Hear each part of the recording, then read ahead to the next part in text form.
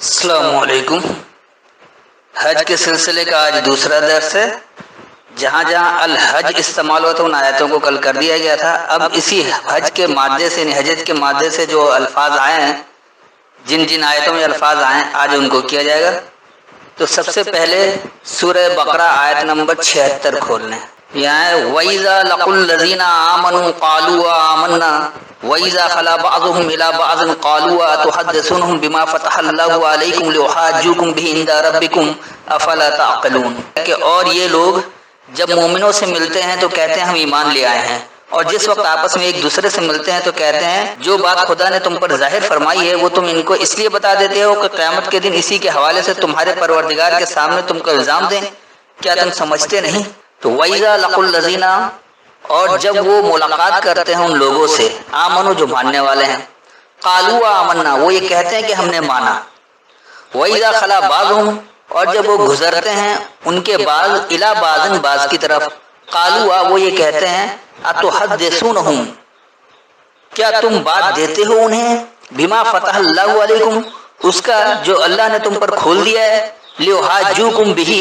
کہ وہ تم سے حجت کرنے کے لیے ہوں اس کتاب کے ذریعے، عند ربکم تمہارے رب کے پاس یا تمہارے رب کے نزدیک، افلا تعقلون پس کیا تم عقل نہیں رکھتے ہو؟ یعنی اس کا رواں ترجمہ بن گیا کہ اور جب وہ ماننے والے لوگوں سے ملتے ہیں وہ یہ کہتے ہیں ہم نے مانا، اور جب ان کے بعض کی طرف گزرتے ہیں وہ یہ کہتے ہیں کیا تم انہیں وہ بات دیتے ہو جو اللہ نے تم پر کھول دیا، وہ تم پر تمہارے رب کے پاس اس کے ذریعے حجت کے لیے ہیں، بس کیا تم عقل نہیں رکھتے ہو؟ اچھا، اس کے بعد پھر سورہ بقرہ ہی کی ہے 139 یعنی 139 یہاں قل اتحاجوننا فی اللہ وهو ربنا وربکم ولنا اعمالنا ولکم اعمالکم ونحن له مخلصون۔ اب جو ان کا ترجمہ ہے وہ ہے کہ ان سے کہو کیا تم خدا کے بارے میں ہم سے جھگڑتے ہو، حالانکہ وہی ہمارا اور تمہارا پروردگار ہے، اور ہم کو ہمارے اعمال کا بدلہ ملے گا اور تم کو تمہارے اعمال کا، اور ہم خاص اسی کی عبادت کرنے والے ہیں۔ قل اتحاجوننا کہو کیا تم ہم سے حجت کر رہے ہو، فی اللہ اللہ میں، وہو ربنا وربکم اور وہی ہمارا پالنے والا اور تمہارا پالنے والا ہے، ولنا اعمالنا ولکم اعمالکم اور ہمارے لیے ہمارے اعمال ہیں اور تمہارے لیے تمہارے اعمال، وَنَحْنُ لَهُ مُخْلِصُونَ اور ہم اسی کے لیے مخلص ہیں یا ہم اسی کے لیے خالص ہیں۔ اب آ جائیے اسی کی آیت نمبر 155 وَمِنْ حَيْثُ خَرَجْتَ فَوَلِّ وَجْهَكَ شَطْرَ الْمَسْجِدِ الْحَرَامِ وَحَيْثُ مَا كُنْتُمْ فَوَلُّوا وُجُوهَكُمْ شَطْرَهُ لِئَلَّا يَكُونَ لِلنَّاسِ عَلَيْكُمْ حُجَّةٌ إِلَّا الَّذِينَ ظَلَمُوا مِنْهُمْ فَلَا تَخْشَوْهُمْ وَاخْشَوْنِي وَلِأُتِمَّ نِعْمَتِي عَلَيْكُمْ وَلَعَلَّكُمْ تَهْتَدُونَ۔ اب جو ان کا ترجمہ یہاں پر کہ اور تم جہاں سے نکلو مسجد محترم کی طرف منہ کر کے نماز پڑھا کرو، اور مسلمانوں تم جہاں ہوا کرو اسی مسجد کی طرف رخ کیا کرو۔ یہ تاکید اس لیے کی گئی ہے کہ تم لوگ کسی کو کسی طرح الزام نہ دے سکیں، مگر ان میں سے جو ظالم ہیں وہ الزام دیں تو دیں، سو ان سے مت ڈرنا اور مجھے سے ڈرتے رہنا، اور یہ بھی مقصود ہے کہ میں تم کو اپنی تمام نعمتیں بخشوں، اور یہ بھی کہ تم راہ راست پر چلو۔ تو بہرحال اس سے کچھ بات سمجھ میں تو نہیں آ رہی کہ یہ کیا کہہ رہے کہ جہاں سے نکلو مسجد محترم کی طرف یعنی منہ کر لو، تو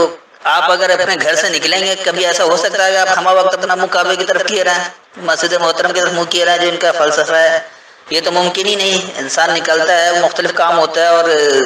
کسی ایک جانب رخ کر کے وہ تمام سمت نہیں چل سکتا، یہ ممکن ہی نہیں ہے۔ تو یہ آیت کیا کہہ رہی ہے؟ وَمِنْ حَيْثُ خَرَجْتَ اور جہاں کہیں سے تم نکلو، فَوَلِّ پس پلٹو، وجہ کا تمہاری توجہ یعنی پلٹے تمہاری توجہ، شطر المسجد الحرام شطر کہتے ہیں دور ہوتی ہوئی سمت کو، مسجد فرما برداری کی جگہ، اور حرام یعنی چھوڑ دینا حرام۔ تو یہ ہوا کہ اور جہاں کہیں سے تم نکلو بس تمہاری توجہ پلٹے چھوڑی ہی فرما برداری کی جگہ سے دور ہوتی ہوئی سمت۔ تو یہ کسی گھر سے نکلنے کی بات نہیں ہو رہی، یعنی آپ جس ماحول میں ہیں جس نظریے میں ہیں جہاں اس وقت دنیا میں کہیں بھی قرآن کا قانون تو نافذ ہے ہی نہیں، نہ اللہ کا نظام کہیں نافذ ہے، جو نام نہاد اسلامی ممالک ہیں وہاں بھی اپنے اپنے قوانین نافذ ہیں۔ تو ان سے اگر آپ کو نکلنا ہے تو آپ کو اپنی توجہ پلٹنی ہوگی ان چھوڑی فرما برداری کی جگہ سے بھی دور ہوتی ہوئی سمت،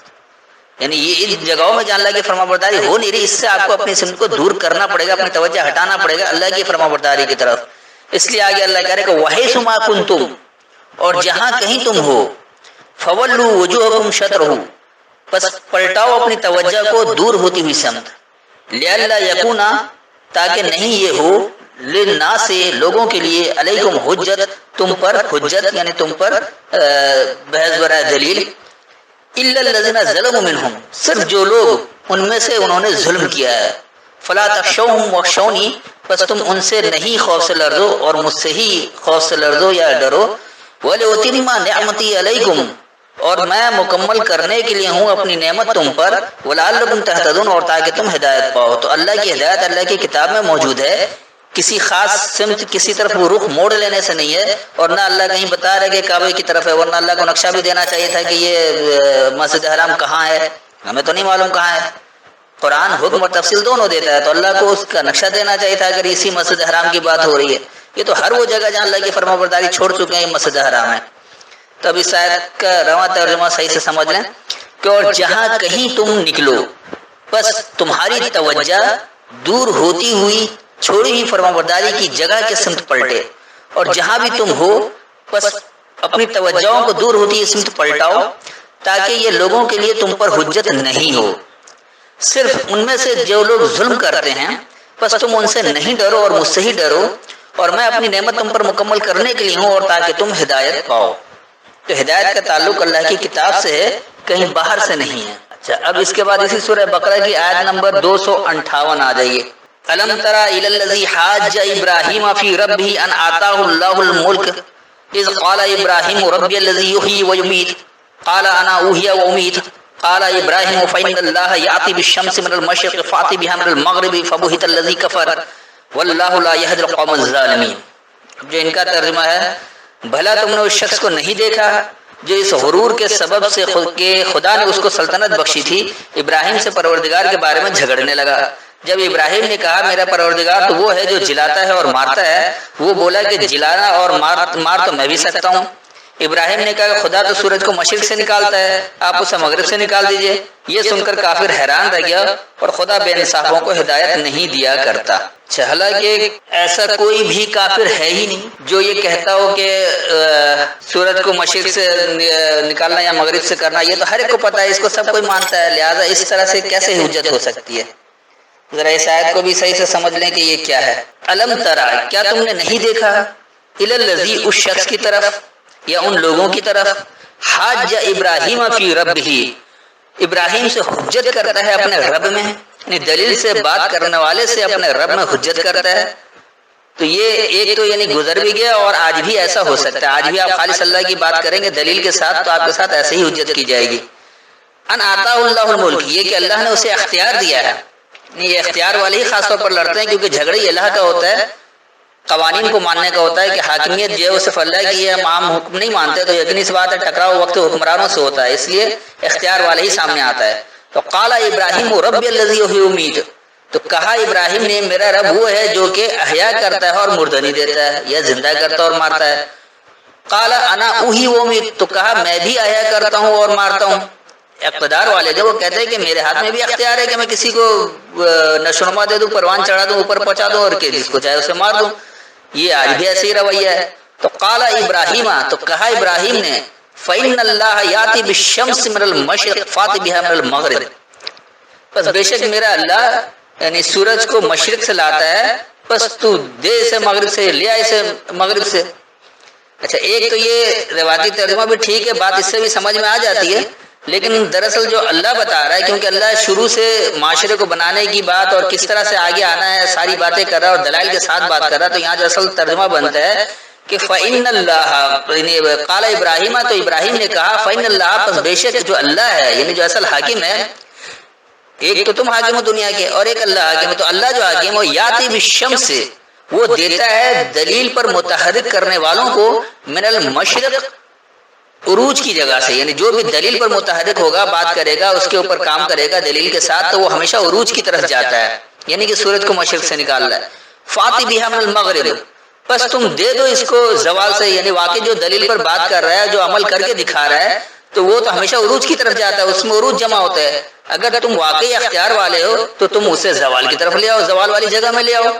فبہت الذی کفر، تو مبہوت ہو گیا انکار کرنے والا، تو انکار کرنے والا آج بھی مبہوت ہوگا۔ جو آج مسلمانوں کا کام ہے دنیا بھر میں یہ بظاہر تو کہتے ہیں ہم اللہ کے دعوے دار ہیں، لیکن عملی طور پر قرآن کے عمل سے بہت دور ہیں. لہذا یہ یورپ کو گالیاں تو دے سکتے ہیں، لیکن کیونکہ وہ عمل نہیں کر رہے ہیں، دلیل کے اوپر متحرک نہیں ہیں، آبا و اجداد اور اپنے کہانیوں کو لے کر ہیں، تو اس لیے یہ کبھی بھی عروج کی طرف جا ہی نہیں سکتے، ہمیشہ زوال ہی میں رہیں گے. اب یہ کہتے ہیں کہ ہمیں اگر عروج مل جائے تو عروج جب ہی ملے گا جب قرآن کے مطابق عمل کریں گے. اگر قرآن کے مطابق دلیل پر متحرک نہیں رہیں گے تو ہمیشہ زوال ہی کی طرف جائیں گے، اور کوئی بھی با اختیار آدمی جو ہے وہ زوال والے کام کر کے عروج نہیں حاصل کر سکتا. تو اس لیے انکار کرنے والے لوگ مبہوت ہو جاتے ہیں. واللہ لا یہدی القوم الظالمین، اور ظلم کرنے والے قوم اللہ سے ہدایت نہیں لیتی. دیکھیں یہاں پر خاص ظلم ہے. ظلم کون لوگ کرتے ہیں؟ جو لوگ اللہ کی ہدایت کو نہیں مانتے، اللہ کی کتاب کو نہیں مانتے، اللہ انہی کو ظالم کہتا ہے خاص طور پر. کہ جو ظالم قوم ہے، ظلم کرنے والی قوم ہے، وہ اللہ سے ہدایت نہیں لیتی ہے. اب اس کا رواں ترجمہ دیکھ لیجئے تاکہ بات اچھی طرح سمجھ میں آ جائے. تو کیا تم نے اس شخص کی طرف نہیں دیکھا یا ان لوگوں کی طرف نہیں دیکھا جس نے ابراہیم سے اس کے رب میں حجت کیا ہے؟ یہ کہ اللہ نے اسے اختیار دیا ہے کہ جب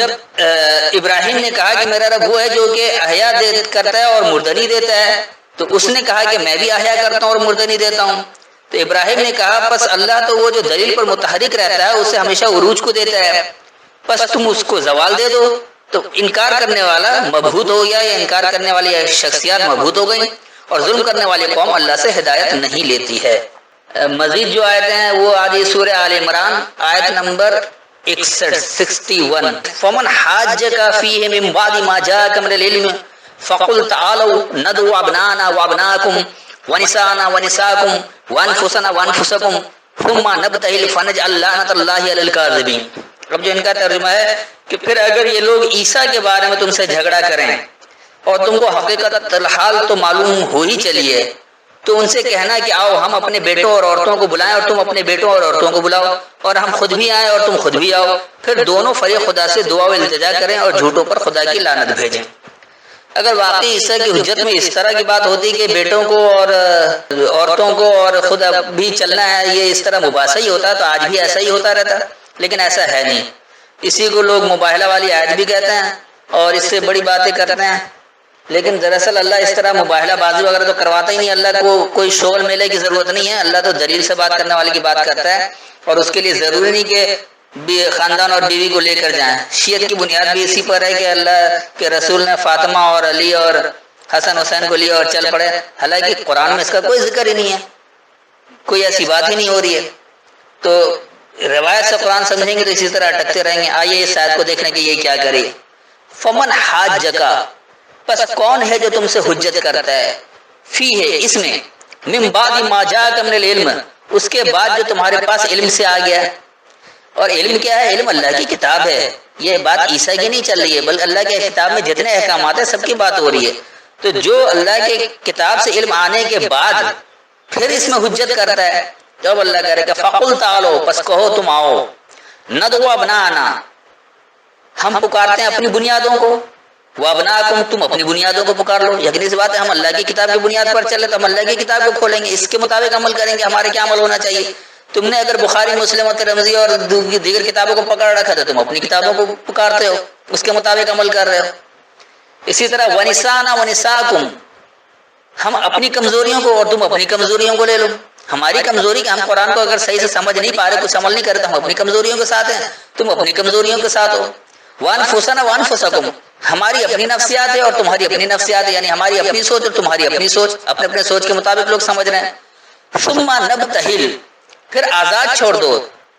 نبتہل جو ہے اس کا مادہ بہل ہے، جس کا مطلب آزاد چھوڑ دینا. تو پھر ہم اور تم ہم آزاد چھوڑ دیں. فنجعل، پس ہم بنا دیں گے، لعنت اللہ الکاذبین، اللہ کی لعنت جھٹلانے والوں پر. لعنت کا مطلب یہ ہوتا ہے کہ آپ عمل کرتے جاؤ، نتیجہ نہیں ملا. جس طرح آج مسلمانوں کا حال ہے کہ عمل تو بہت کر رہے ہیں، نمازیں پڑھ رہے ہیں، دعائیں مانگ رہے ہیں، لیکن نتیجہ کچھ نہیں مل رہا. اس لیے کہ دراصل اللہ کے احکامات کو تو انہوں نے جھٹلا رکھا ہے، اس کا کذب کر رہے ہیں. اللہ کہہ رہا ہے اقیم الصلاۃ اور یہ نمازیں پڑھنے میں لگے ہوئے ہیں. اللہ کہہ رہا ہے کہ کتب الصیام اور یہ بھوکا پیاسا روزہ رکھوانے میں لگے ہوئے ہیں. تو یقینی سی بات ہے کہ جب اس طرح کذب والا عمل کریں گے تو لعنت ہی رہے گی، نہیں آپ عمل کرتے رہیں گے اور نتیجہ کچھ نہیں ملے گا. اب اس آیت کو رواں ترجمہ سمجھ لیں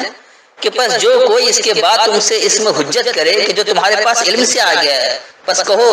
تم آؤ، ہم اپنی بنیاد کو پکارتے ہیں، تم اپنی بنیاد کو، ہم اپنی کمزوری کو، تم اپنی کمزوری کو، اور ہم اپنی نفسیات کو اور تم اپنی نفسیات کو. پھر آزاد چھوڑ دو، بس ہم میں سے جھٹلانے والوں پر اللہ کی لعنت بن جائے گی، یعنی جو اللہ کے احکامات کے تحت کام نہیں کرے گا خود بخود نتائج سامنے نہیں آئیں گے، خود لعنت خود ہی بن جائے گی۔ اسی سے اندازہ کر لیں، مزید آگے پیچھے کرنے کی کہیں ضرورت ہی نہیں ہے۔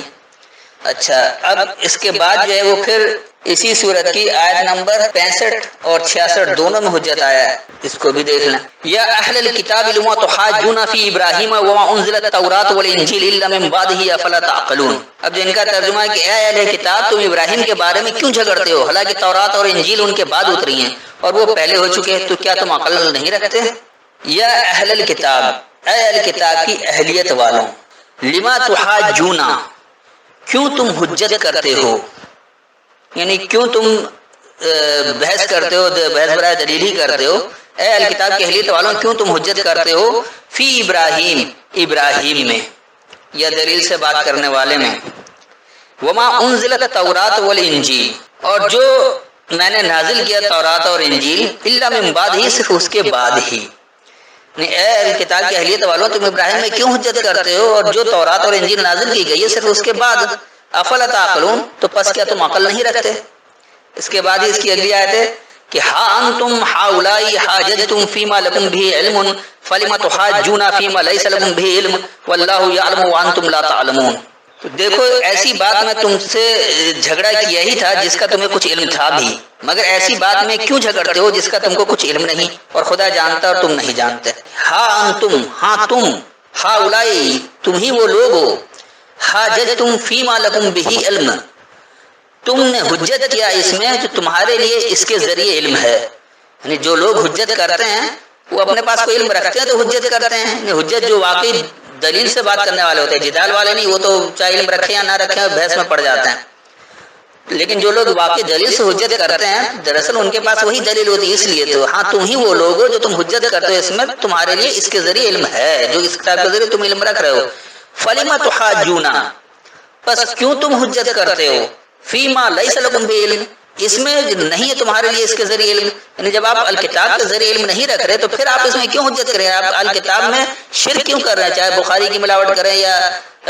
مسلم کی ملاوٹ کریں یا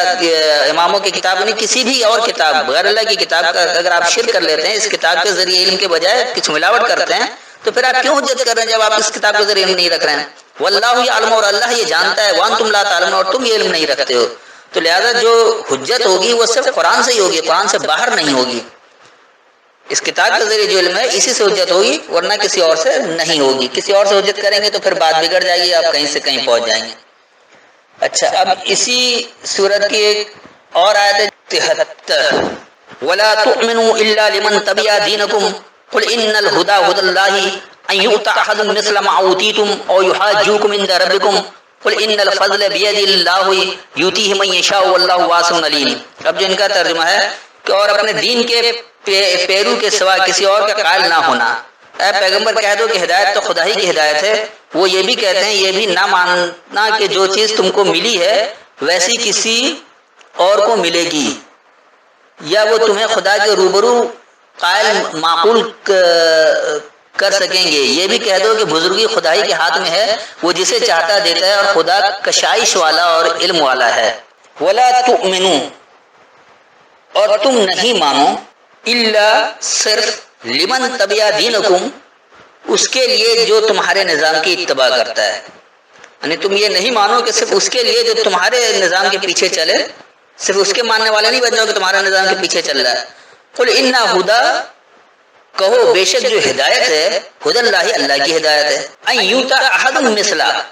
اور یہ کہ دیا گیا ہے کسی ایک کو، احد کا مطلب کوئی ایک کو بھی، مثلا اس جیسا،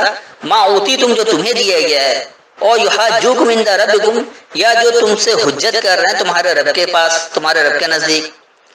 قل ان الفضل بید اللہ، تو کہو بے شک جو فضل ہے اللہ کی قوت سے، یؤتی من یشاء، وہ دیتا ہے جو یہ چاہے، واللہ واسع علیم، اور اللہ وسعت والا علم والا ہے، یعنی یہ نہیں کہ اللہ جس کو چاہے اس کو دے رہا ہے، بلکہ جو یہ چاہے، یعنی جو خود چاہتا ہے ہدایت لینا تو پھر اسی کو ملتا ہے، ورنہ ایسا نہیں ہوتا ہے۔ اور تمام فضل جو وہ اللہ کی قوت سے ہی ہے، اور اللہ کی قوت کو اللہ کی کتاب سے ہی سمجھیں گے کیا کچھ اس آیت کو رواں ترجمہ دیکھ لیں۔ اور تم یہ نہیں مانو صرف اس کے لیے کہ جو تمہارے نظام کے پیچھے چلے، کہو بے شک جو ہدایت ہے اللہ کی ہدایت ہے، یہ کہ دیا گیا ہے ایک ایک کو اس جیسا جو تمہیں دیا گیا ہے، یا وہ جو تم سے اب تمہارے رب کے نزدیک حجت کر رہے ہیں، کہو بے شک اللہ کے ہی قوت سے فضل ہے، وہ دیتا ہے جو یہ چاہے، اور اللہ وسعت والا علم والا ہے۔ یہ ہو گئی سورہ آل عمران سے۔ اب آ جائیے پھر اسی مادے سے جو ہے وہ ہے سورہ نساء آیت نمبر 165، رسلا مبشرین ومنذرین لئلا یکون للناس علی اللہ حجۃ بعد الرسل وکان اللہ عزیزا حکیما۔ جو ان کا ترجمہ ہے کہ سب پیغمبروں کو خدا نے خوشخبری سنانے والے اور ڈرانے والے بنا کر بھیجا تھا، تاکہ پیغمبروں کے آنے کے بعد لوگوں کو خدا پر الزام کا موقع نہ رہے، اور خدا غالب حکمت والا ہے۔ اللہ کیا کوئی الزام تراشی کر رہا ہے، یا اللہ پر کوئی الزام لگائے گا کہ نہیں؟ اللہ کی ہدایت تو اس کی پہنچی ہوئی ہے، جو چاہے وہ ہدایت لے لے اور جو چاہے وہ ہدایت نہ لے۔ تو اس آیت کو بھی دیکھ لیں کہ یہاں پر کیا آ رہا ہے، رسلا مبشرین، پیغامات دینے والے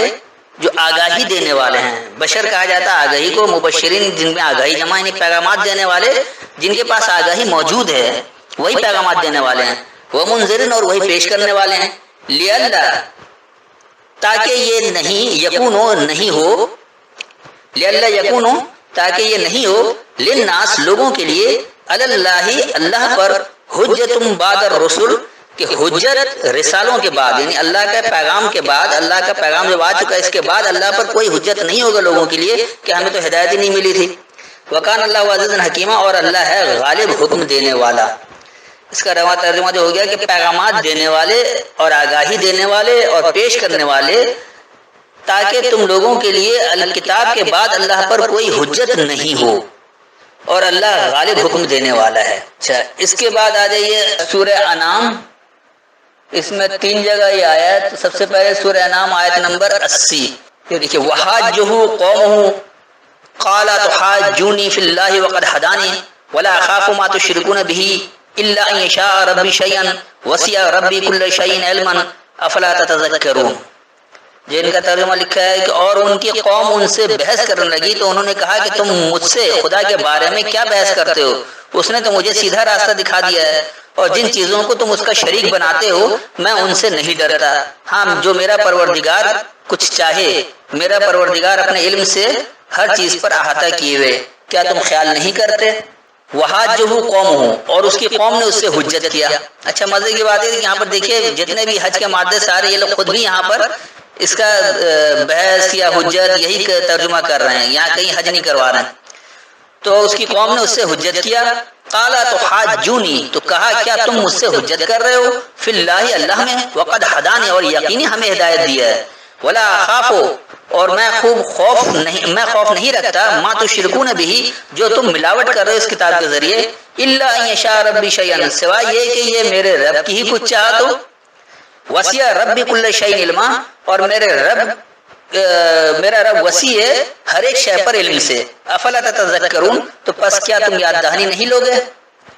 اچھا، اب اسی سورت کی آیت نمبر 83 بھی دیکھ لیں کہ یہ ہے، وَتِلْكَ حُجَّتُنَا آتَيْنَاهَا إِبْرَاهِيمَ عَلَىٰ قَوْمِهِ نَرْفَعُ دَرَجَاتٍ مَّن نَّشَاءُ إِنَّ رَبَّكَ حَكِيمٌ عَلِيمٌ۔ اور یہ ہماری دلیل تھی جو ہم نے ابراہیم کو ان کے قوم کے مقابلے میں عطا کی تھی، ہم جس کے چاہتے ہیں درجے بلند کر دیتے ہیں، اور بے شک تمہارا پروردگار دانا اور خبردار ہے۔ وَتِلْكَ، اور یہ حجتنا ہماری حجت ہے، آتَيْنَاهَا إِبْرَاهِيمَ عَلَىٰ قَوْمِهِ، ہم نے دیا اسے ابراہیم کو اس کی قوم پر، نرفع درجات من نشاء، درجات کی ہم سے رفت ہے جو ہم سے چاہے، ان ربک حکیم علیم، بے شک تمہارا رب حکم والا علم والا ہے، حکم دینے والا علم والا ہے۔ یعنی یہ حجت ہے جو اللہ کتاب میں باتیں بتا رہی، کتاب میں اللہ حجت بتا رہا، دلیل بتا رہا، تو یہ دلیلیں ہیں جو ہم نے دلیل سے بات کرنے والے کو دیا ہے، ابراہیم کو دیا ہے اس کی قوم پر۔ آج بھی کوئی ابراہیم بن جائے تو اس پر بھی یہی دلیلیں ہیں، اور ہم سے ہی درجات کی بلندی جو ہم سے چاہے، یعنی آپ خود اللہ کی ہدایت کو لیں گے سمجھیں گے تو بلندی ملے گی، ورنہ کوئی رفت نہیں ملے گی، بے شک تمہارا رب حکم دینے والا علم والا ہے۔ اس کے بعد اسی صورت کی ایک اور آیت ہے 149، قل فللہ الحجۃ البالغۃ فلو شاء لہداکم اجمعین۔ اب جو ان کا ترجمہ ہے کہ کہہ دو کہ خدا ہی کی حجت غالب ہے، اگر وہ چاہتا تو تم سب کو ہدایت دے دیتا۔ قل فللہ، کہو بس اللہ کے لیے، حجت البالغہ، حجت پہنچی ہوئی، یعنی حجت جو ہے اللہ کی کتاب سے ہی کرنا ہے، تو کہو بس اللہ ہی کے لیے حجت پہنچانا ہے، نہیں پہنچی ہوئی ہے، ہمیں جو بلغ ہے اس کتاب میں حجت پہنچی ہوئی ہے۔ فلو شاء، پس اگر چاہے لہداکم تمہیں ضرور ہدایت دیتا اجمعین اکٹھے، یعنی اگر واقعی اللہ کی چاہت ہوتی تو وہ تو سب کو اکٹھے ہدایت دے دیتا، لیکن کیونکہ اللہ نے آپ کو بااختیار بنایا، اگر آپ چاہیں گے تو آپ کو ہدایت ملے گی، آپ نہیں چاہیں گے تو نہیں ہدایت ملے گی۔ اسی لیے اللہ کہہ رہا ہے کہ کہو بس اللہ ہی کے لیے حجت پہنچی ہوئی ہے، بس اگر چاہتا تو ضرور تم سب کو اکٹھے ہدایت دے دیتا، لیکن اللہ نے آپ کو بااختیار بنایا، آپ کو خود ہدایت لینی پڑے گی۔ اچھا، اب اس کے بعد آ جائیے اسی مادے کا سورہ توبہ آیت نمبر 19۔ اجعلتم سقایۃ الحاج وعمارۃ المسجد الحرام کمن آمن باللہ والیوم الآخر وجاہد فی سبیل اللہ لا یستوون عند اللہ واللہ لا یہدی القوم الظالمین۔ جو ان کا ترجمہ ہے کہ کیا تم نے حاجیوں کو پانی پلانا اور مسجد محترم یعنی خانہ کعبہ کو آباد کرنا اس شخص کے اعمال جیسا خیال کیا ہے جو خدا اور روز آخرت پر ایمان رکھتا ہے اور خدا کی راہ میں جہاد کرتا ہے؟ یہ لوگ خدا کے نزدیک برابر نہیں ہیں اور خدا ظالم لوگوں کو ہدایت نہیں دیا کرتا۔ تو ذرا اس آیت کو بھی سمجھ لیں کہ یہ کیا ہے۔ اجعلتم، کیا تم نے بنا لیا ہے، سقایت الحاج، سقا جو ہے پلانے والے کو نہیں کہا جاتا ہے بلکہ طلب کرنے کو کہا جاتا ہے، جیسے استسقا جب تم نے طلب کیا تو سقایت طلب کرنا، تو کیا تم نے حجت کو طلب کرنا بنا لیا ہے، وعمارۃ المسجد الحرام یعنی چھوڑی فرما برداری کی جگہ کو تعمیر کرنا،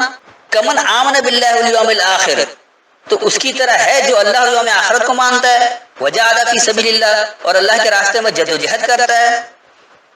لا یستوون عند اللہ تو نہیں یہ دونوں اللہ کے نزدیک برابر ہیں، واللہ لا یہدی القوم الظالمین اور ظلم کرنے والی قوم اللہ سے ہدایت نہیں لیتی ہے۔ یہاں صاف اللہ بتا رہا ہے کہ اگر تم نے صرف حجت کو ہی طلب کر لیا کہ چھوڑی فرما برداری کی جگہ کو آباد کرنا اور بس حجتیں کرتے رہو تو یہ ان لوگوں کی طرح نہیں ہو جائے گا جو واقعی اللہ اور یوم آخرت کو مانتے ہیں اور اللہ کے راستے میں جد و جہد کرتے ہیں، یہ دونوں اللہ کے نزدیک برابر ہیں ہی نہیں اور ظلم کرنے والی قوم اللہ سے ہدایت نہیں لیتی ہے۔ اس کو رواں ترجمے میں جا کر دیکھ لیں تو کیا تم نے بنایا حجت کا طلب کرنا اور چھوڑی فرما برداری کی جگہ کو آباد کرنا اس کی طرح جو اللہ اور یوم آخرت کو مانتا ہے اور اللہ کے راستے میں جد و جہد کرتا ہے، اللہ کے نزدیک یہ دونوں برابر نہیں ہیں اور ظلم کرنے والی قوم اللہ سے ہدایت نہیں لیتی ہے۔ اگلی آیت جو آئی ہے وہ ہے سورہ قصص آیت نمبر 27۔ دیکھیے یہاں ہے قال انی اريد ان انکحک احدی ابنتی ہاتین علی ان تاجرنی ثمانیہ حجج فإن اتممت عشرا فمن عندک وما اريد ان اشق علیک ستجدنی ان شاء اللہ۔ انہوں نے موسیٰ سے کہا کہ میں چاہتا ہوں اپنی ان دو بیٹیوں میں سے ایک کو تم سے بیاہ دوں اور اس عہد پر کہ تم 8 برس میری خدمت کرو اور اگر 10 سال پورے کر دو تو تمہاری طرف سے احسان ہے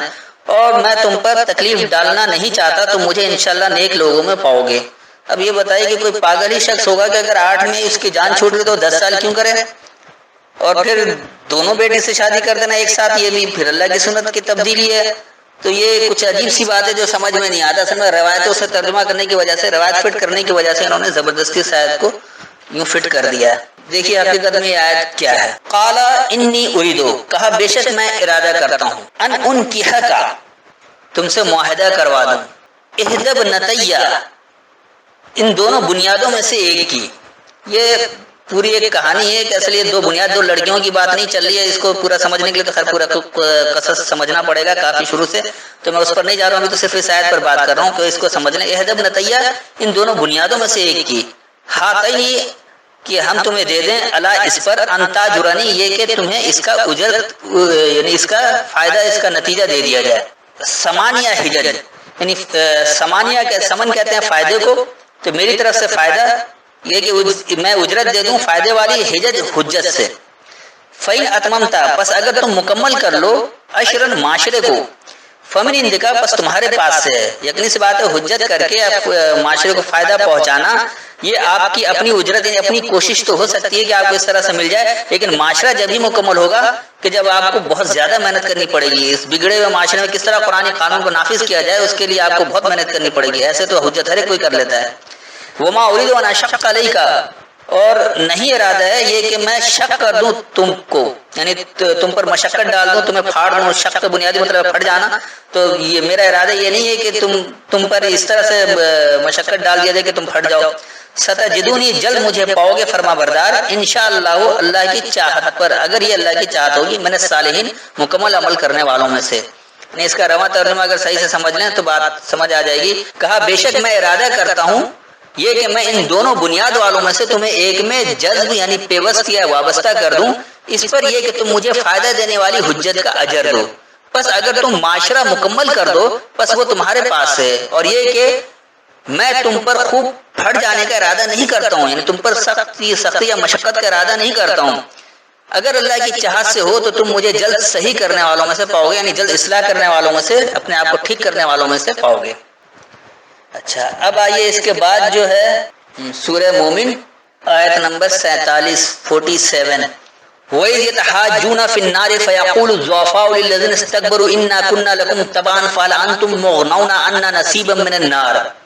جن کا ترجمہ ہے کہ اور جب وہ دوزخ میں جھگڑیں گے تو ادنا درجے کے لوگ بڑے آدمیوں سے کہیں گے کہ ہم تو تمہارے تابع تھے، تو کیا تم دوزخ کے عذاب کا کچھ حصہ ہم سے دور کر سکتے ہو؟ یعنی انہوں نے یہ سارا جھگڑا جو ہے وہ قیامت کے دن دکھا دیا کہ وہاں جھگڑا کریں گے، اور وہ کیوں کریں گے کہ ہم تمہارے پیچھے چلتے تھے، اب تم کچھ ہلکا کرو۔ تو یہ کیا بات ہے، ذرا اس کو بھی اچھی طرح سے سمجھ لیں کہ یہ کیا ہے۔ وَإِذْ يَتَحَاجُّونَ، اور جب وہ حجت کرتے ہیں، فِي النَّارِ، جلنے میں۔ اب یہ کون سا جلنا، یہ آپ دنیا میں بھی جل رہے ہیں، یہاں بھی ہو جائے گا۔ تو فَيَقُولُ الضُّعَفَاءُ، بس یہ کہیں گے کمزور لوگ، لِلَّذِينَ اسْتَكْبَرُوا، ان لوگوں کے لیے جو تم میں بڑے ہیں یا جو تم میں بڑائی والے ہیں، اِنَّا كُنَّا لَكُمْ، کہ بے شک ہم تھے تمہارے لیے تبعاً اتباع کرنے والے، فَهَلْ أَنْتُم مُغْنَوْنَ، بس کیا تم بے پرواہ کرنے والے ہو، انا ہمارے بارے میں، نصیب من النار، یہ جلنے سے جو ہمیں حصہ پہنچ رہا ہے۔ اور یہ جلنا جب ہی ہوگا جب آپ جو عمل کر رہے ہیں اس کے نتیجے کے طور پر آپ جل رہے ہیں، یعنی آپ نے اللہ کی نافرمانی کی ہے تو آپ معاشرے کی آگ میں جل رہے ہیں، کوئی حسد کی آگ میں جل رہا ہے، کوئی کینے کی آگ میں جل رہا ہے، کوئی جس طرح ہم لوگ آج کل خوف میں جل رہے ہیں، اس وقت ساری دنیا معیشت کے عذاب میں جل رہی ہے۔ تو یہ جو جلنا ہے یہ کس طرح سے ہو رہا ہے، اس کا رواں ترجمہ سمجھ لیں تو بات آسان ہو جائے گی کہ اور جب جلنے میں وہ باہم حجت کر رہے ہوں گے کہ پس ان کے کمزور، ان کے بڑے یعنی بڑائی کرنے والے لوگوں کے لیے کہیں گے کہ بے شک ہم تو تمہارے لیے اتباع کرتے تھے، تمہارے پیچھے چلتے تھے، بس کیا تم جلنے میں سے جو ہمیں حصہ پہنچ رہا ہے اس کے بارے میں ہمیں کچھ بے پرواہ کرو گے؟ اچھا اب آ جائیے اسی مادے سے جو اگلا ہے وہ ہے 42 سورہ شورا، اس کی آیت نمبر پہلے لیجئے 15 اور پھر اس کے بعد 16 تک آئیے، پہلے 15 آیت پڑھ لیں۔ فَلِذَلِكَ فَادْعُ وَاسْتَقِمْ كَمَا أُمِرْتَ وَلَا تَتَّبِعْ أَهْوَاءَهُمْ وَقُلْ آمَنْتُ بِمَا أَنزَلَ اللَّهُ مِنْ كِتَابٍ وَأُمِرْتُ لِأَعْدِلَ بَيْنَكُمْ اللَّهُ رَبُّنَا وَرَبُّكُمْ لَنَا أَعْمَالُنَا وَلَكُمْ أَعْمَالُكُمْ لَا حُجَّةَ بَيْنَنَا وَبَيْنَكُمْ اللَّهُ يَجْمَعُ بَيْنَنَا وَإِلَيْهِ الْمَصِيرُ۔ اب جو ان کا ترجمہ ہے کہ تو اے محمد اسی دین کی طرف لوگوں کو بلاتے رہنا اور جیسا تم کو حکم ہوا ہے اسی پر قائم رہنا، اور ان کی خواہشوں کی پیروی نہ کرنا، اور کہہ دو کہ جو کتاب خدا نے نازل فرمائی ہے اس پر ایمان رکھتا ہوں، اور مجھے حکم ہوا ہے کہ تم میں انصاف کروں، خدا ہی ہمارا اور تمہارا پروردگار ہے، ہم کو ہمارے اعمال کا بدلہ ملے گا اور تم کو تمہارے اعمال کا، ہم میں اور تم میں کچھ بحث و تکرار نہیں ہے، خدا ہم سب کو اکٹھا کرے گا اور اسی کی طرف لوٹ کر جانا ہے۔ فَلِذَالِکَ،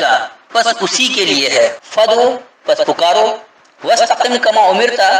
اور ڈٹ جاؤ جیسا کہ تمہیں معاملہ دیا گیا ہے، وَلَا تَتَّبِعْ أَهْوَاءَهُمْ، اور تم ان کی خواہشات کی اتباع نہیں کرو، وَقُلْ آمَنْتُ، اور کہو میں نے مان لیا، بِمَا أَنزَلَ اللَّهُ، اس کو جو اللہ نے نازل کیا، من کتاب، کتاب سے، وَأُمِرْتُ لِأَعْدِلَ بَيْنَكُمْ، اور مجھے معاملہ دیا گیا ہے تمہارے درمیان عدل کے لیے، اللہ ربنا وربکم، اللہ ہمارا پالنے والا اور تمہارا پالنے والا ہے، لنا اعمالنا، ہمارے لیے ہمارے اعمال ہیں، ولکم اعمالکم، اور تمہارے لیے تمہارے اعمال ہیں، لا حجت بیننا وبینکم، ہمارے درمیان اور تمہارے درمیان کوئی حجت نہیں ہے، کوئی بحث نہیں ہے، اللہ یجمع بیننا، اللہ وہ ہمارے درمیان جمع کر دے گا، وإلیہ المصیر، اور اسی کی طرف پلٹنے کا ٹھکانہ ہے۔ تو اس کا رواں ترجمہ ہو گیا کہ بس اسے پکارو، بس اسی کے لیے بس اسے ہی پکارو اور ڈٹ جاؤ جیسا کہ معاملہ دیا گیا ہے، اور تم ان کی خواہشات کی اتباع نہیں کرو، اور کہو میں نے اس کو جو اللہ نے کتاب میں نازل کیا ہے مان لیا ہے، اور مجھے تمہارے اور اس کے عدل کے درمیان عدل کا حکم دیا گیا ہے، اور اللہ ہمارا رب ہے اور تمہارا بھی رب ہے، ہمارے لیے ہمارے اعمال اور تمہارے لیے تمہارے اعمال ہیں، ہمارے درمیان اور تمہارے درمیان کوئی حجت نہیں ہے، اللہ ہمارے درمیان جمع کرے گا اور اسی کی طرف پلٹنے کا ٹھکانہ ہے۔ اب اگلی آیت 16 کو بھی دیکھ لیجئے، یہ والذین یحاجون فی اللہ من بعد ما استجیبوا له حجتهم داحضۃ عند ربهم وعلیہم غضب ولہم عذاب شدید،